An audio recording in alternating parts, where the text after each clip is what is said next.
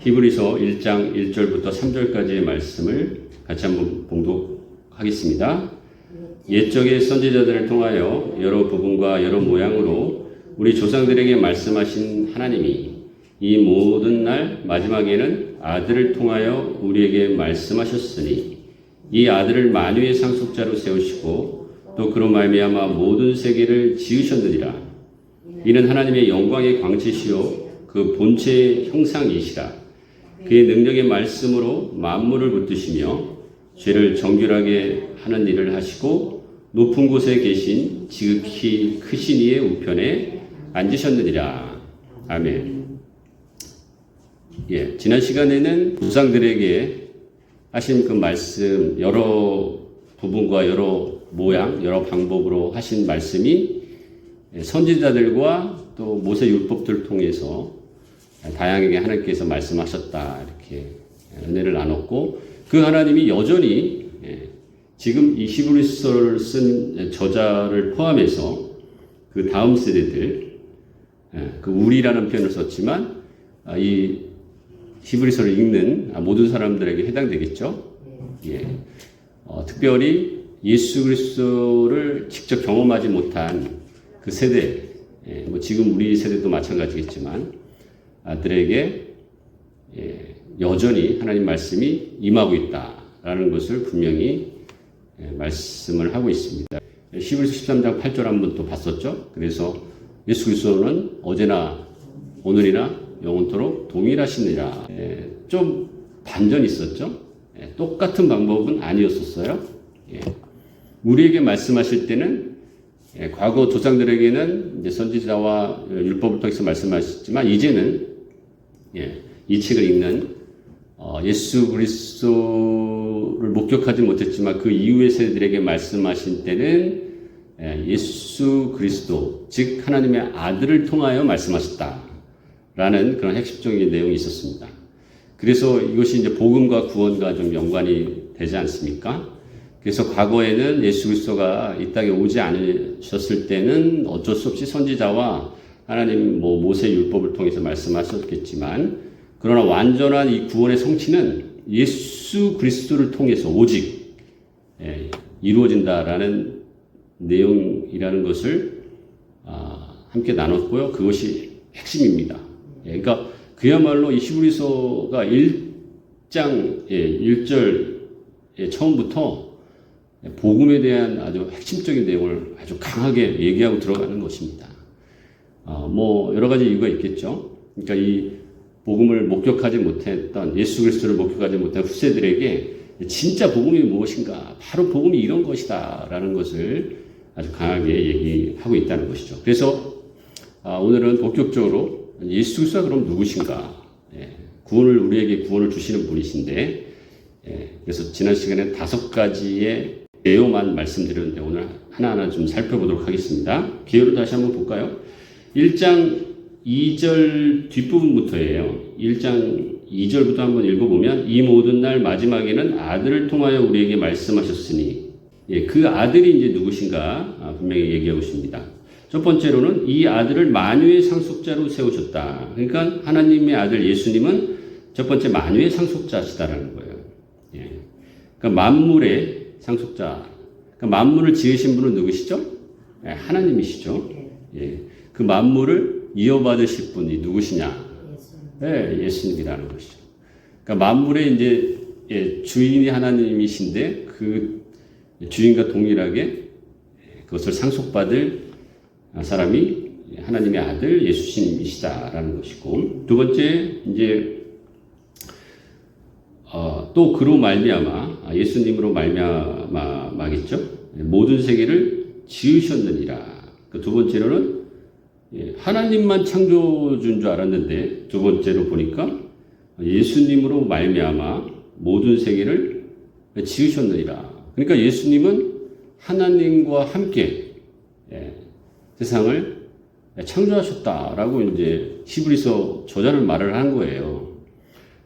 우리가 하나님만 창조하신 분이다 이런 생각을 했는데, 창세기도 보면요 1장 26절에 하나님이 이르시되 우리의 형상을 따라 우리의 모양대로 우리가 사람을 만들고 라는 이제 말이 나오는데 거기서 이제 우리라는 이제 복수를 사용함으로써 그러니까 하나님만 이제 창조하셨다면 복수가 될 이유가 없지 않습니까? 그러니까 어떻게 보면 이제 그런 의미에서 추측해 볼 수 있는 것은 예수님은 하나님의 아들로서 하나님이 창조하실 때부터 이미 하나님의 아들로서 계셨다는 것이죠. 예, 그래서 하나님의 창조 사역을 함께 하셨다, 행하셨다 이렇게 볼 수 있을 것 같습니다. 그래서 에베소 1장 4절에도 이렇게 언급을 하고 있어요. 제가 읽어드릴게요. 곧 창세전에 그리스도 안에서 우리를 택하사 우리로 사랑 안에서 그 앞에 거룩하고 흠이 없게 하시려고. 그러니까 에베소 1장 4절에도 창세 전부터 그리스도가 계셨다는 거예요. 하나님의 아들 예수 그리스도가 계셔서 그때부터 우리 인간을 또 모든 만물뿐만 아니라 인간을 창조하시기 위하여 택하셨다라는 것을 언급하고 있습니다. 그래서 히브리서 이 저자가 말한 창조주 하나님뿐만 아니라 하나님 아들 예수 그리스도께서도 창조주로서 함께 사역하셨다라는 것을 볼 수 있습니다. 세 번째로는 1장 3절이죠. 1장 3절 한번 같이 보겠습니다. 이는 하나님의 영광의 강체시오 그 본체의 형상이시라. 그렇죠? 이게 이제 세 번째고 네 번째는 그 능력의 말씀으로 만물을 붙드신다. 네 번째. 또 다섯 번째는 그 뒤에 죄를 정결하게 하신 일을 하시고 높은 곳에 계신 지극히 크신 이 우편에 앉아 계신 분이다. 이렇게 다섯 가지 일을 이제 볼 수가 있습니다. 자, 그래서 2절까지 보면요. 이 모든 날 마지막에는 아들을 통하여 우리에게 말씀하셨으니. 그러니까 여기서 2절까지의 주체는 아직 하나님이에요. 그 주어는 1장 1절에 나와 있습니다. 1장 1절, 2절이 이어지는데 제가 한번 읽어드리겠습니다. 옛적에 선지자를 통하여 여러 부분과 여러 모양으로 우리 조상들에게 말씀하신 하나님이 이게 주어잖아요. 하나님이 계속 하나님이 주체가 됐어요.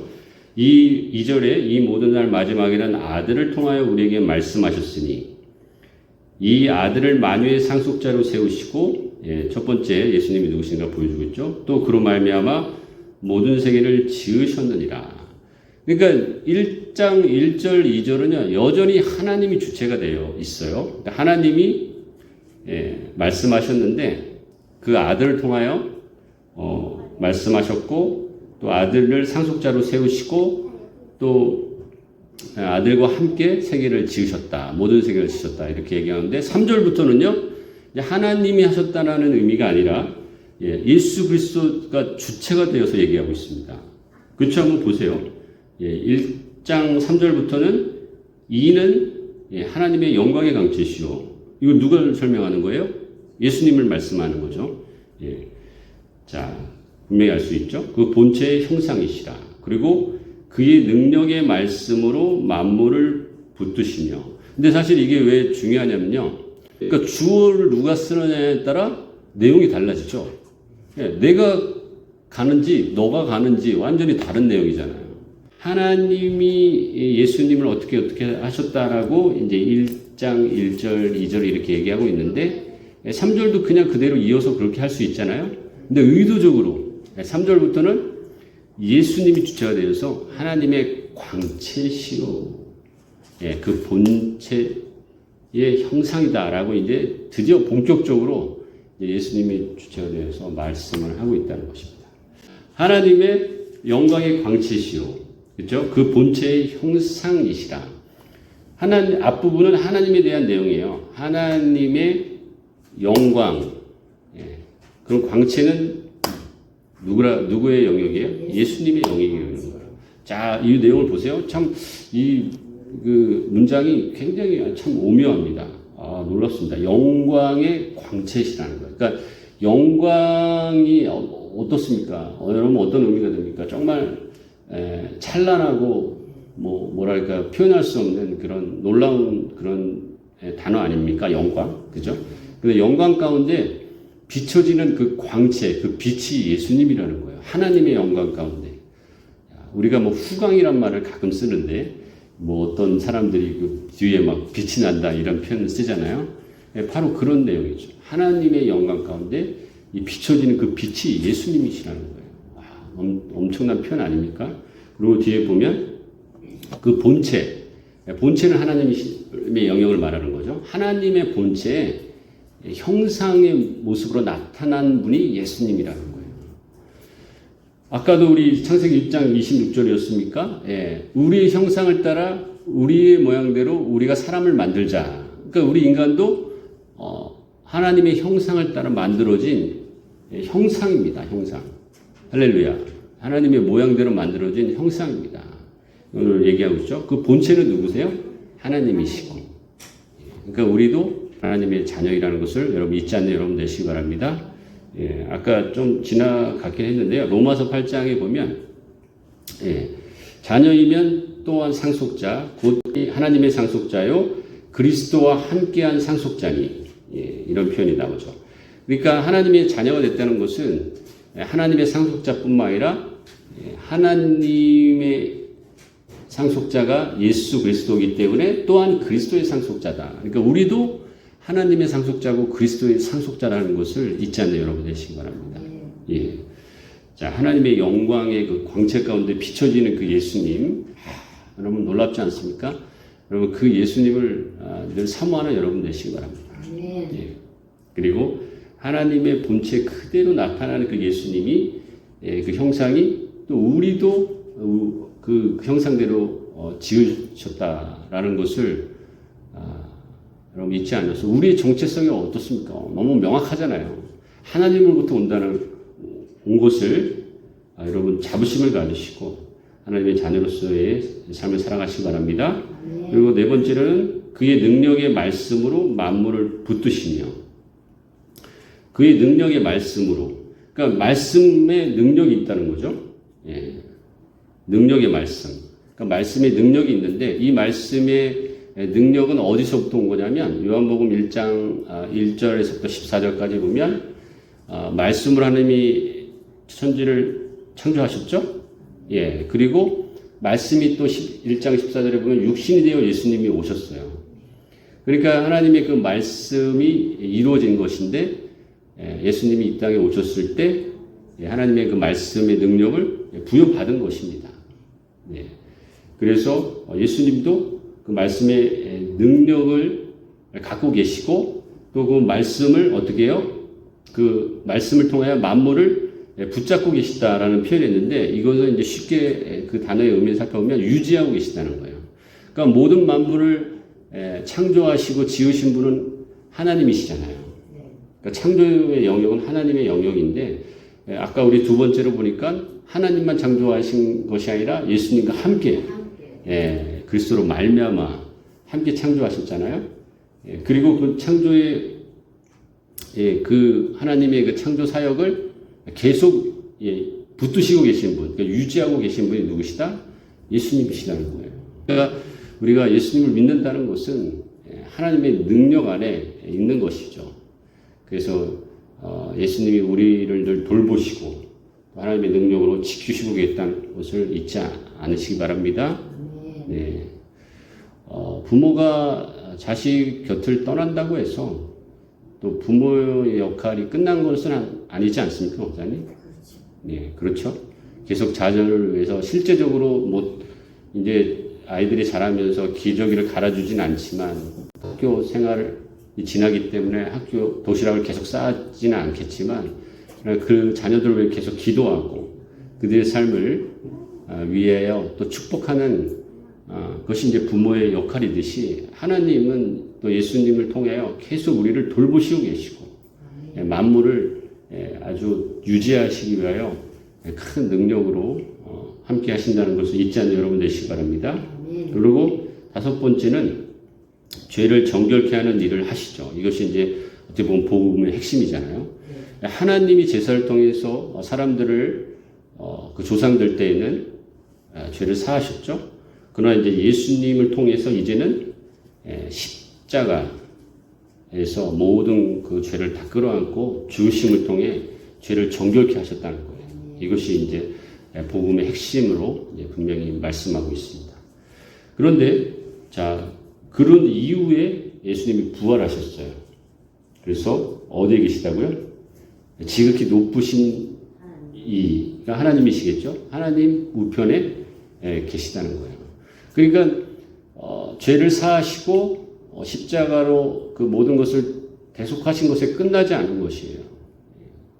그것을 통해 죄를 다 사하신 후에 부활하셔서 하나님의 영광 가운데 계신 분이다라는 걸 분명히 보여줌으로써 어떻습니까? 우리 또한 하나님의 자녀로서 우리는 사실 이 땅 가운데 십자가의 길을 가고 있다라고 여러분 생각하시잖아요. 근데 아직 끝난 게 아니라는 거예요. 예. 아까도 계속 얘기하는 것이 뭐예요? 예. 하나님의 자녀에 대한 아들 예수에 대한 얘기잖아요. 예. 여기에 핵심이 무엇이 있느냐? 우리 또한 하나님의 자녀라는 거예요. 그것을 잊지 말라는 것입니다.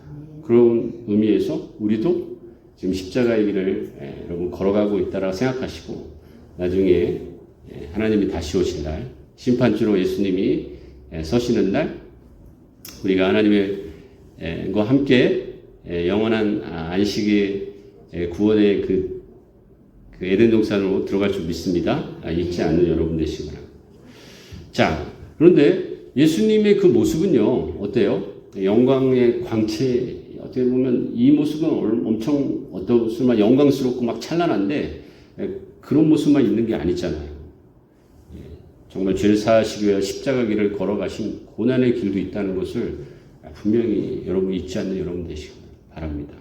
그리고 이 5가지 예수님의 어떤 특성, 예수님이 어떤 분이신가, 누구신가를 이제 보여주는 것은 그야말로 뭐 지식적으로만 이제 말씀하고 있는 것이 아니라 예수님이 누구신가라는 이 내용 가운데 하나님과 관계성이 있다는 거예요. 가만 한번 보십시오. 첫 번째는 하나님의 아들로서 만물의 상속자잖아요. 그러니까 하나님의 상속자라는 것이죠. 그러니까 예수님이 혼자 상속자가 될 수 없잖아요. 하나님을 통해서 하나님의 상속자가 되는 것이죠. 또 두 번째로는 모든 세계를 지으셨는데 예수님으로 말미암아 하나님께서 함께 하나님과 함께 창조 일을 하셨다는 것이고 세 번째는 뭐예요? 하나님의 영광의 광채. 그러니까 하나님을 통해 그 광채가 빛난다는 것이죠. 하나님의 본체를 통해서 하나님의 형상이 나타난 것이 예수님이라는 것이죠. 네 번째로는 뭐예요? 하나님의 말씀의 능력을 통해 예수님이 성육신 하셨고 또 하나님의 그 말씀의 능력을 부여받아서 여전히 계속 우리에게 그 말씀의 능력을 유지하고 돌보시고 계신다는 거예요. 그러니까 하나님의 능력이 계속 예수님을 통해 이어지는 것을 알 수가 있죠. 그리고 다섯 번째는 뭐예요? 하나님께서 원래 죄를 대속하는 그 역할을 예수 그리스도를 통해서 완전히 사하시기 위하여 예수님께서 이 땅에 보내셨고 그 일을 예수님께서 하시고 또 결국은 마지막에는 하나님의 보좌 우편에 앉아 계신다는 거예요. 그러니까 어떻게 보면 이 예수님의 5가지의 그 누구신가의 속성, 특성을 살펴보는 것은 결국은 하나님의 친밀한 관계 가운데 보여주고 있다는 것이죠. 그러니까 하나님이 없는 예수님이 있을 수 없다는 것입니다. 그러니까 저와 여러분들도 마찬가지죠. 우리도 하나님의 상속자면 또 그리스도의 상속자고 또 하나님의 아들로서 또 우리가 또한 하나님의 자녀가 되었잖아요. 그러니까 하나님과의 그 친밀한 관계를 늘 잊지 않는 여러분 되시기 바랍니다. 그냥 우리가 하나님의 자녀가 되었다는 것에 대한 자부심만 물론 자부심도 가져야 되겠지만 그것으로 끝나는 것이 아니라 하나님과의 늘 깊은 관계와 교제 가운데 나아가야 된다는 거예요. 할렐루야.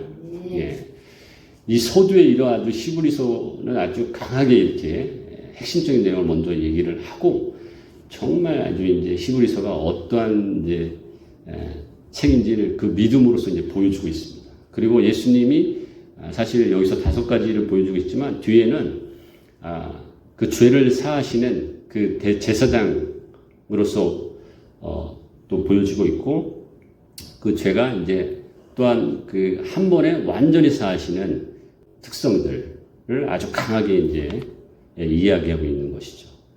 저와 여러분들이 예수님을 통해서 이제는 더 이상 제사 드릴 필요가 없잖아요. 예수님의 보혈을 의지함으로 예수님의 이름으로 담대하게 죄를 하나님 앞에 회개할 수 있잖아요.